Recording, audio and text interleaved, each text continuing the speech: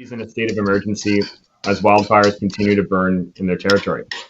Our government has responded to calls for help and is providing military support to help combat these fires and protect residents and communities in this time of need. This natural disaster adds to what is already a very difficult time as Indigenous peoples mourn and process the identification of our graves with several of our residential schools. And this is particularly heartbreaking in Tecumloops de Secwepemc First Nation as you cope with the loss of 215 children at the former Kamloops Indian Residential School. Je déplore avec la perte de cet enfant et de tous ceux qui ont été enlevés à leur communauté et ne sont jamais revenus, ainsi que la peine de ceux qui sont revenus, mais qui souffrent toujours aujourd'hui. This news shakes us to the core and drives us to do even better. It reinforces why it's so important to continue our work forward on advancing reconciliation. And this work includes and is guided by addressing the Truth and Reconciliation Commission's 94 calls to action. And we're doing this respectfully in partnership and collaboration with Indigenous peoples as we build a future where they are the drivers of their own destinies. And part of that stronger future must include space and capacity for Indigenous peoples to maintain and strengthen their distinct legal institutions. And today we're announcing a project related to the TRC's Call to Action 50, which focuses on the need for revitalizing Indigenous legal systems. And given my own background working in Aboriginal law, I'm very pleased to see this emphasis on Indigenous law. Indigenous legal traditions are deeply embedded in the social, political, economic, and spiritual institutions of Indigenous peoples. And while such law was not codified and written as European law, it is equally valid and legitimate, and one of the great challenges for our country is to reconcile the two. And so this funding today will allow the Shuswap Nation Tribal Council to build on the decade of work to revitalize its laws for the benefit of its people, now and in the future. C'est là un élément essentiel dans la démarche visant à reconnaître les droits inhérents des peuples autochtones et à promouvoir un accès accru au système de justice. And we're very fortunate to have Minister Lametti with us to talk more about this funding and how it will support the Shuswap Nation in its effort to revitalize Secwepemc laws. With that, now I'll turn the virtual podium over to you. Thank you. Merci. Thank you, MP Weiler. Just a little reminder for those who are attending the announcement. If you are not speaking yet, please remain muted. Juste un petit rappel aux personnes qui nous joignent ce matin. Si je vous cède pas la parole, s'il vous plaît, gardez vos sourdines. Avec ça, je vais maintenant passer la parole au ministre Lametti. Hello, bonjour. Greetings from my office, which stands on the traditional territory of the Algonquin Anishinaabe people. Happy to join my colleague, Patrick Weiler. Thank you, Patrick, for that introduction. Happy to join Cookbee Wayne Christian to talk today about the actions our government is taking to advance reconciliation with Indigenous peoples, in this case, in the area of legal systems. I want to echo, first of all, Patrick's words of concern. Cookbee Christian, your community is facing some incredibly challenging times, including the unprecedented and dangerous wildfires burning in and around your territory. Know that our government stands with you at this time of emergency, and we're committed to helping protect BC communities and residents, both with respect to the fire and with respect to the health concerns that will arise inevitably as a result of that fire. At the same time, we continue to mourn the discovery of unmarked graves on the grounds of former Indian residential schools. I want to extend again my deepest condolences to all of you here in Tecumloops de Secwepemc First Nation as you cope with the loss of 215 children at the former Kamloops Indian Residential School. As each new site is identified, and more will be identified, we cannot diminish how shocking and upsetting this is for the Indigenous communities affected, for First Nations, Inuit, and Métis throughout Canada, and for non-Indigenous Canadians as well. These images and stories are bringing to light a shocking and devastating history grounded in tragedy and oppression. Pour la première fois, de nombreux Canadiens non autochtones se heurtent aux véritables répercussions de politiques honteuses, racistes et coloniales. Ces politiques ont entraîné l'application de pouvoirs du gouvernement et des églises de façon à causer du tort aux plus innocents et aux plus vulnérables. The truly sobering part of this is that we should not be surprised. Indigenous peoples, the school survivors, their loved ones have told us these accounts for years.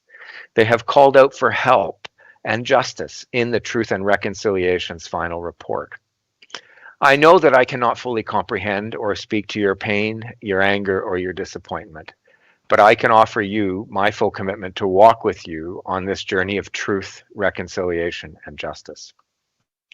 We respect and understand that Indigenous leaders and communities know best what they need, and we are committed to bringing that support to them. We have heard from First Nations, Inuit, and Métis leaders, and any approaches we take moving forward will be Indigenous-led, will be survivor-centric, and will be culturally sensitive. And we're examining all options that fall within the justice portfolio to advance truth and justice in relation to this national tragedy. One thing all of us here know is that Indigenous cultures, languages, and traditions, your traditions, have endured despite so many efforts to render them invisible. And we're here today to celebrate your efforts to revitalize your legal traditions.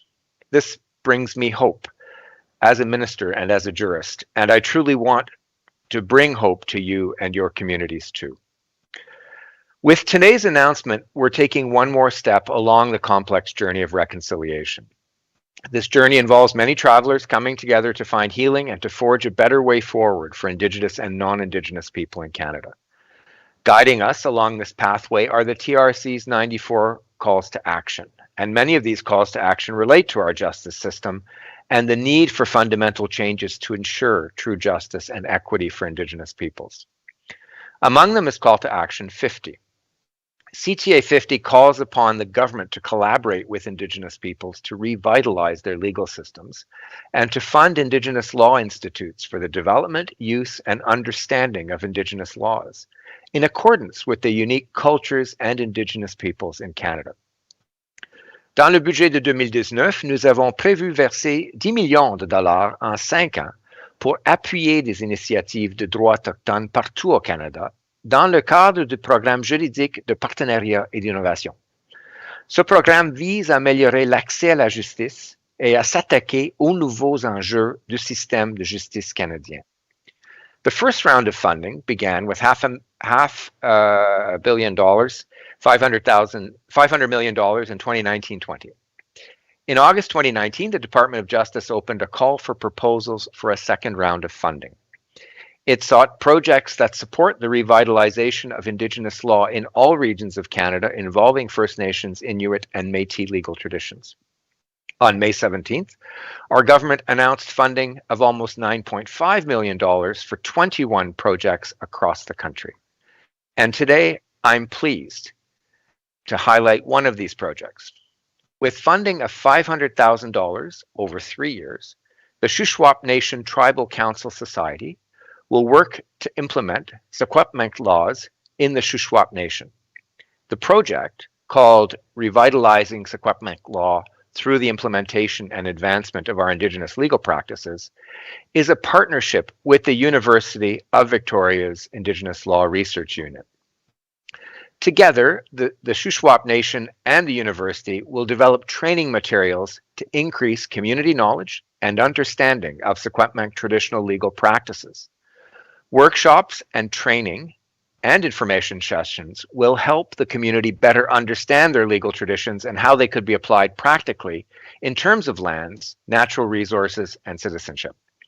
As well, an online database will help the Shuswap Nation store, share, and increase access to these traditional laws. Once again, $500,000. Sorry, I made a mistake on the original figures. Roughly $10 million total, and this project, $500,000.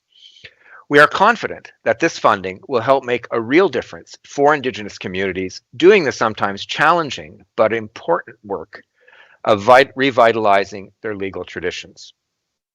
And let me emphasize how important this is to me as a former academic and journalist. I struggled for 20 years to teach property law and to incorporate Indigenous normativity into my property law course long before it was trendy. I salute the efforts that Canadian law faculties are making to incorporate Indigenous normativity, understand Indigenous normativity, and make it part of the norm with respect to Canadian legal education. But it is critically important that we allow the reflourishing of these legal systems that have existed since time immemorial. And so it's critically important for me as Minister of Justice to support these kinds of projects, and in which not only do I believe in them, but I believe they are the only way forward for justice to be truly achieved in Canada. And so today's announcement is important to me personally. It's important to me as minister. It's important to me as an academic or former academic. And it is part of a number of concrete actions that we're taking to advance reconciliation.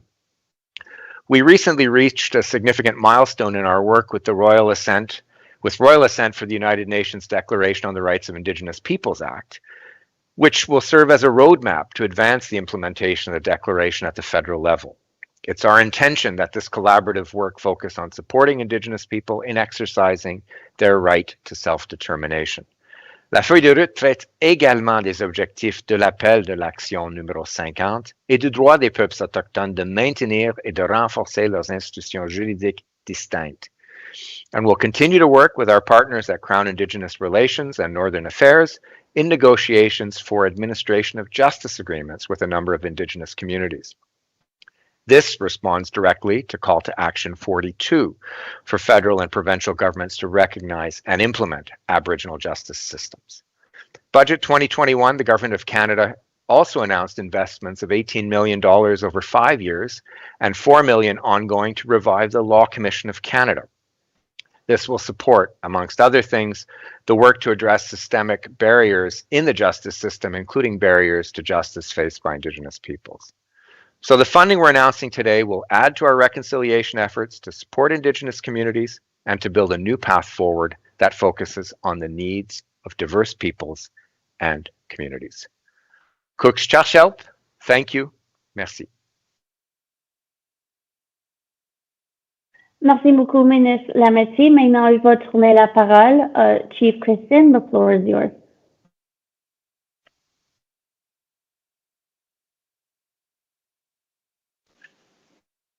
You might be muted. Oh, there you go. Okay.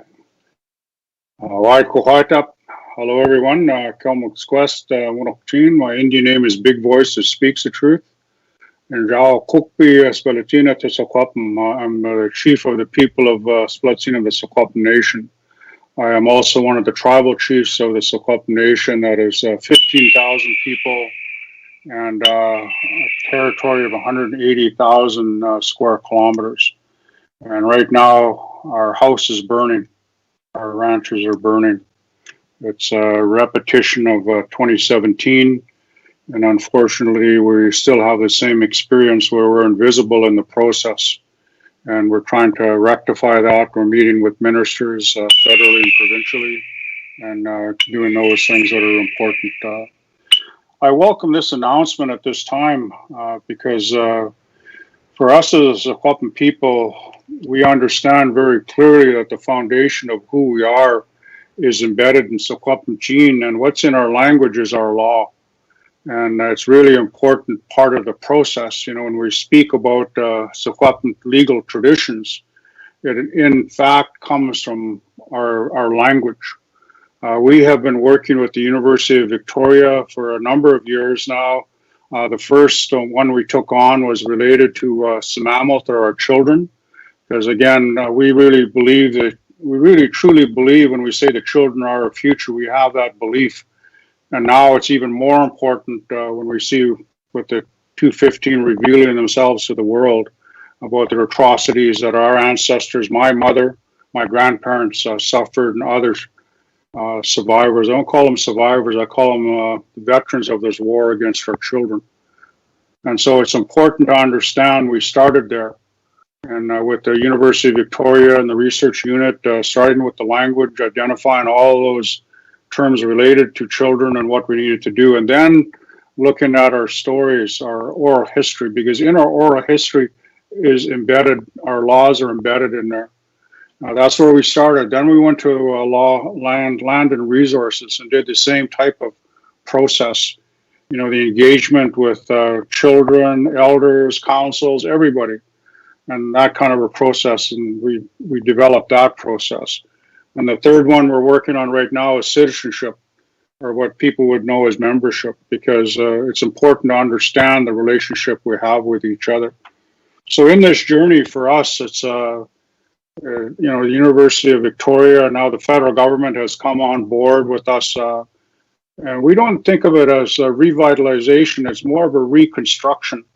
And it's not reconciliation, because reconciliation, you know, so it's bandied around so much. It's a reconstruction of who we are as a people. And it's our laws. You know, we have legal traditions. We do know and understand that we actually had Indian courts. We had our own jails. We had our own police.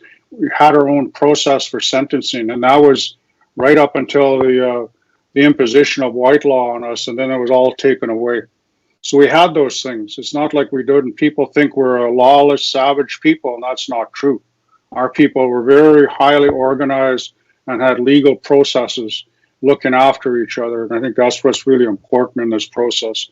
So this project gives us the ability to go beyond research and go into the whole process of how do we reconstruct after 150 years of genocide and assimilation, and how do we reconstruct ourselves in a good way? And I think that that's really what this is about. And we appreciate working with the government, because we see it as it's got to be done in partnership. You know, one of the things that our ancestral leaders said in 1910 in the Wilfrid Laurier Memorial, they talk about standing each other up to be great and good. We treat each other as equals and share in everything 50-50. And that whole concept is still with us today, even after what we've suffered over 150 years. We have not deviated from that principle of coexistence. It's who we are as a people. That's why we survived for 10,000 years, is we work with people, that whole concept. And what it is in the language, it's a term that it's called Kanukantuak. And translation is helping each other. Now, our language is very verb-based, it's action-oriented. And that's one of our foundational laws, actually, is Kanukantuak, helping each other. That's why when the settlers came over and the overlanders came into our territory, we helped them. That was our law. We helped people that came into our territories. We didn't, you know, do other things we could have done, but we didn't, because we respect the humanity and humans. And I think that's what people need to understand. Our law is that deeply embedded. And today, you know, people say maybe we don't practice, but that's not true. Kanukantuak is helping each other. My son just recently was working with his cousin that was having problems with his son, and he intervened and he helped his cousin look after that little boy. That's Kanukantuak. And he just did it. He didn't ask anybody. That's Secwepemc law in action. That's what people forget. They think it's way back there. It's not. It's right here, right now. So this process will solidify as we move forward. And our language, along with the law, looking at a Secwepemc Law and Language Institute that is, you know, and this is sort of a foundation for that. And so we do appreciate the working alongside the federal government as we move forward. And this era of reconstruction, I would call it, not an era of reconciliation. Let's, you know, we're beyond that. We need to reconstruct who we are as a people and how we can embed, you know, our legal traditions as part of the process. Legal pluralism, as Minister Lametti said, it's really important. So we welcome this opportunity to move forward, and you know, to the government, to the member of parliament, to the minister and all your staff, the prime minister, the other ministers, we appreciate this opportunity, because it will begin a process of reconstruction that we won't see in our lifetime, but 150 years from now, 100 years from now, There will be a time people will look back at this time in history saying these children showed themselves, and the response was, let's help the people rebuild themselves. We took everything from them when we took the children. We took the language, we took the laws, we took the land, we took everything. Let's help reconstruct who they are as a people and the humanity that our people have. And I think that's what's important, because the implementation of UNDRIP is critical. And as we were talking earlier, is that when they did the AJAX process, where there was a panel, an Indigenous Secwepemc panel and a non-Indigenous scientist that came together. And the concept is one we understand very clearly of coexistence, but it's walking on two legs. We use Western knowledge and our own Secwepemc knowledge to work together to find a solution. And that's the essence of free, prior, and informed consent. And that's what we see this moving forward. And I really do appreciate this opportunity, Minister, Member of Parliament, for the Sunshine Coast, where it's not smoky, but I do appreciate this opportunity. And on behalf of the Secwepemc Kukukpi, the chiefs, the Comipol, the council, and our people, like I said, we look back on this in the future, and it's a time where things started to change. And in this horrific time for our people, the grief and loss, it is hard. It's hard for, I think, people to imagine where people are suffering at this time at many different levels. And with the forests and the land being destroyed as it is, that makes it even more horrific, because the land is what we use to heal ourselves. And if we can't go to the land and it's not there in that way anymore, the grief and loss we have associated, because there's thousands of years of us using this land. And so I think that it compounds, it's compound trauma, I call it. And we're working through it. And I think that this is an example of us looking at something in the positive and reconstruct who we are, and working in partnership and in collaboration with the federal government. So again, thank you to the government and to all your staff that I know that does all the work.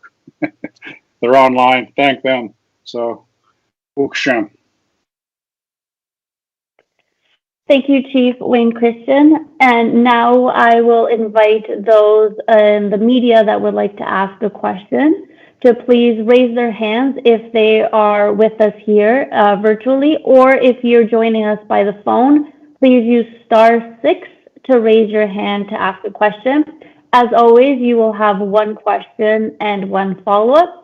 Maintenant, je vais prendre ce moment pour inviter aux médias à nous rejoindre. Un petit rappel, c'est une question puis un suivi. S'il te plaît, utilisez la fonction lever la main si vous avez une question.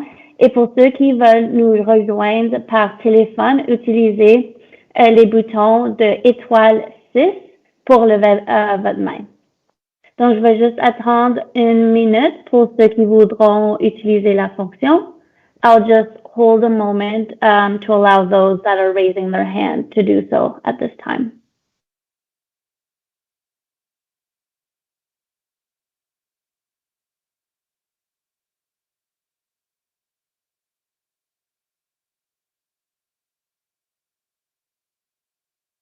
It looks like we have no media questions today.